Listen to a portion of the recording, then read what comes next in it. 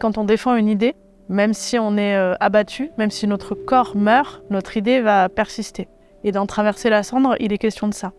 Je m'intéresse beaucoup à la question de comment témoigner de l'époque où on est, qui prend la parole comme témoin et témoigne, pas au sens passif, c'est-à-dire d'être là le témoin qui regarde, mais le témoin qui s'empare d'une parole et qui s'adresse à l'autre pour rendre compte de ce qui se passe. Et qui fait que celui ou celle à qui on s'adresse, non seulement est informé, mais surtout prend conscience, peut être interpellé même dans ce qu'il est, dans son rapport au monde, à la vie, etc.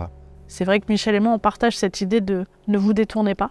C'est vraiment un dialogue entre les interprètes sur le plateau et les spectateurs. On est là pour vous rappeler des faits. On est là pour vous rappeler qu'on n'est pas vaincu aujourd'hui, qu'on doit continuer à se battre et que même si on est face à un monde qui est plutôt sombre, voire qui s'effondre, on doit continuer à penser à demain. Et c'est cette lumière-là, cette résistance-là qui m'intéressait. Ce regain vital pour continuer à se battre aujourd'hui. Donc c'est absolument pas une pièce historique, ça sera pas du tout un spectacle plombant, si j'ose le dire, mais bien au contraire plein de vie, de lumière, d'espoir et plein de force. Je caricature, mais on fait un peu de la poésie, on n'ose pas dire les choses. Bon, maintenant on y va quoi. Une histoire assez longue avec Nadège Coste et la Compagnie des Quatre Coins. Ce qu'elle fait, c'est très fort, très pertinent. Elle insuffle une nécessité pour l'acteur ou l'actrice de dire, de s'adresser, et donc de concerner le public et de le mobiliser. C'est une collaboration naturelle, ça. Nous étions déjà cendres, nous le savions.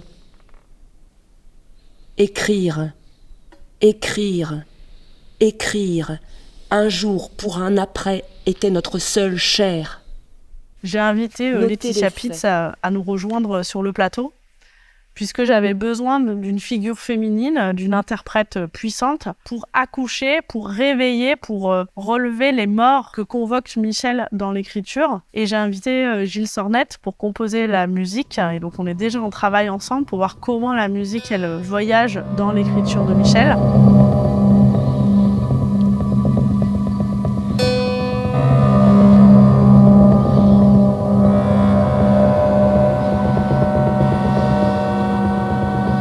On ne peut pas raconter la Shoah.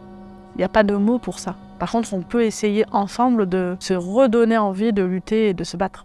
Ce sur quoi je mets l'accent, ce sont ceux qui ont utilisé la langue et les mots. Parce que moi, je suis du côté de la langue, j'écris, et je pense que c'est donner la possibilité à des acteurs, des comédiens, de prendre la parole et de la porter au regard des spectateurs. Même nous, morts, nous vivrons dans les mots dont vous vous emparez pour parler.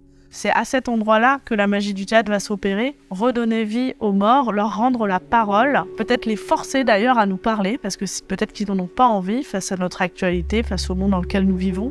Parce que cette question, elle se pose aujourd'hui. La question de la déshumanisation, elle existait quand j'ai écrit ça il y a 3, 4 ans, 5 ans, mais depuis, ça s'est accéléré. Et donc cette question, elle est historique et elle est actuelle.